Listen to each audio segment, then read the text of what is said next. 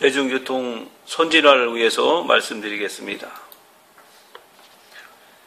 2013년 12월 1일 성남 시내버스 차고지 뒤 무허가 건물에서 잠자던 정비기사 1명이 화재 사고로 사망한 사건이 있었습니다. 2013년 11월 26일 성남시 중앙시장 앞에서 성남 시내버스 50번 노선 차량이 행인을 치어 사망한 사건이 있었습니다. 2013년 12월 23일 모란시장 사거리에서 성남 시내버스 51번 노선 차량이 행인을 치어 사망한 사건이 있었습니다. 2013년 12월 23일 상대원동 차량검사소 사거리에서 성남 시내버스 33번 노선 차량이 신호대기 중이던 승용차를 추돌하여 승용차가 중앙선을 넘어 마주오던 차량과 추돌되어 화재 및 인명사고의 사건이 있었습니다.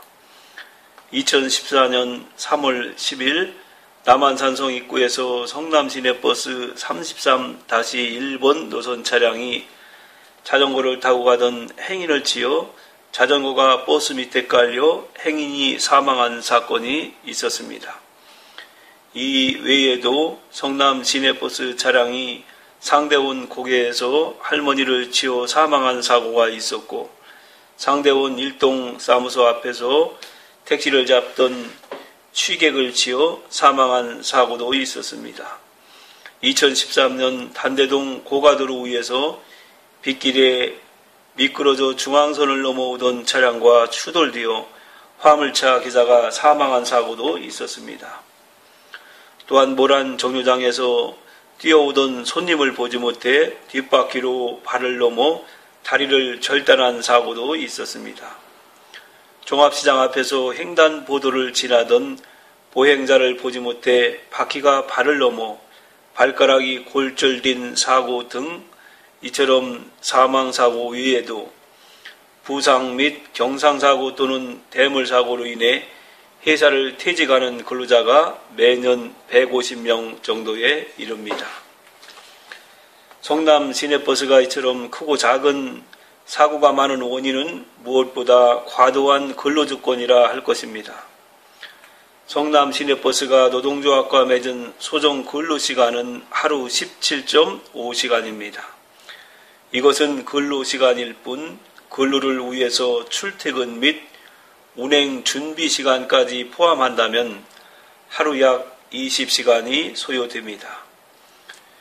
그리고 성남 시내버스 기사들은 월 평균 17일에서 20일 정도 근무하는데 일주일에 한 번 연속 2일 근무는 기본이고 일주일에 2번 연속 2일 근무도 합니다. 어떤 노선의 경우는 일주일에 3번 연속 2일 근무도 합니다.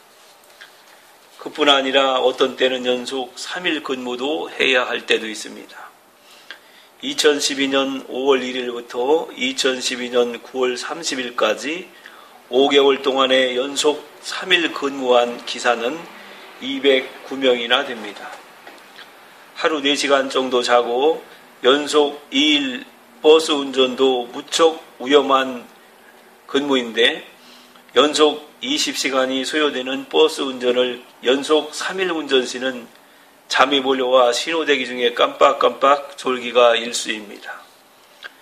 2014년 3월 19일 송파에서 서울시의 한 시내버스 기사가 경기상원 버스의 후미를 추돌하여 2명 사망, 17명 중경상 환자가 나온 큰 사고가 있었습니다. 사고 원인은 아직 정확히 규명하지 못했지만 차량 결함보다는 운전기사의 졸음운전 가능성이 더 크다는 여러 가지 정황을 살펴볼 때 설득력이 있어 보입니다.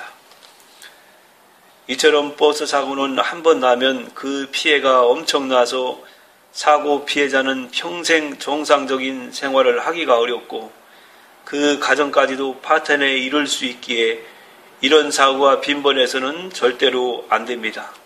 그럼에도 불구하고 성남시 버스 행정에서는 계속 같은 현상이 반복되는 현실을 바라볼 때 참담하기만 합니다.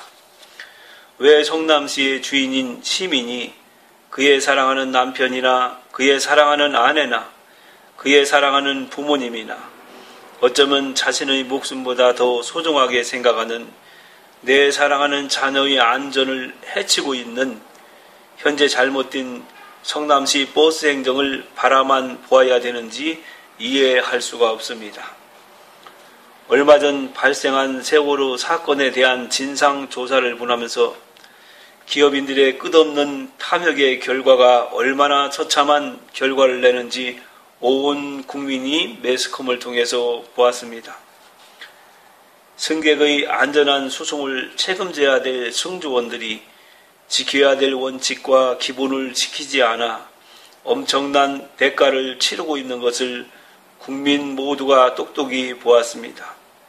더욱 국민들의 마음을 분노하게 만든 것은 승객 구조의 임무와 책임을 헌신짝 버리듯 버리고 죽어가는 승객을 뒤로 한 채 자신들만 살겠다고 가장 먼저 탈출한 사실을 보고 국민들은 이제 누구도 믿을 수 없다는 사실에 슬프기만 합니다. 모든 재난으로부터 국민들을 보호해야 될 정부는 사전에 사고 예방을 위한 노력과 흔적이 있다면 그나마 기본과 원칙을 지키지 않은 극히 일부 부도덕한 기업과 일부 무책임한 승조원들 때문이라고 안도라도 될 터인데 이와는 반대로 끝없는 민관 유착의 노비 의혹들과 복지부동 공직자들의 무사안일한 태도를 보고 이제 국민들은 정부를 향해 국가가 이 지경이 되도록 무엇을 했는지 짚고 넘어가야 할 때라고 생각합니다. 세월호 사건 이전과 세월호 사건 이후에 우리 국민의식이 똑같다면 대한민국은 희망 없는 나라일 것이며 세월호 참사에서 우리가 아무것도 배우지 못한다면 대한민국은 불법과 탈법을 통해서라도 얻기만 하면 된다고 생각하는 파렴치배들의 천국이 될 것이며 대한민국은 서서히 살아있는 지옥으로 변해갈 것입니다. 지금 우리 앞에 처해 있는 현실을 외면하거나 기피한다면 더 큰 대가를 치를 수밖에 없다는 인식을 정부와 시민이 함께하여 잘못된 것은 바로잡고 썩은 것은 도려내야 합니다. 잘못되어 바로잡아야 할 것이란 법과 원칙의 기본을 지키지 않는 모든 행위로서 먼저 공직자와 기업인을 시작으로 근로자뿐 아니라 모든 국민에 이르기까지 철저한 준법 정신의 국민으로 거듭낼 때까지 불법과 비리에 연관된 모든 관련자들을 처벌하고 퇴출시켜야 됩니다. 이제 우리는 얼마 있으면 지방자치제 기초의원과 단체장 선거를 눈앞에 두고 있습니다. 우리 지역에 어떤 단체장이 선출되느냐에 따라서 시민이 불안하고 불편하며 살기 힘든 여건이 될 수도 있고 시민이 안정되고 편안하며 살기 좋은 여건이 될 수 있다는 것을 신중히 분별하여 선출해야 될 것입니다. 끝으로 손의 부재는 악을 꽃피운다는 말이 있습니다. 지금까지 일부 성남시내버스 주식회사가 계속 사고가 반복된다는 내용에 대해서 보도를 드렸습니다. 그리고 추후에 2부는 성남시내버스 불법 및 탈법 내용에 대해서 보도하겠습니다. 제3부는 성남시 잘못된 버스 행정에 대해서 보도할 계획입니다. 제4부는 성남시 소재 버스들의 장단점 특징에 대해서 보도할 계획입니다. 제5부는 성남시 시내버스 선진화를 위한 방안에 대해서 보도할 계획입니다. 경청해 주셔서 감사합니다.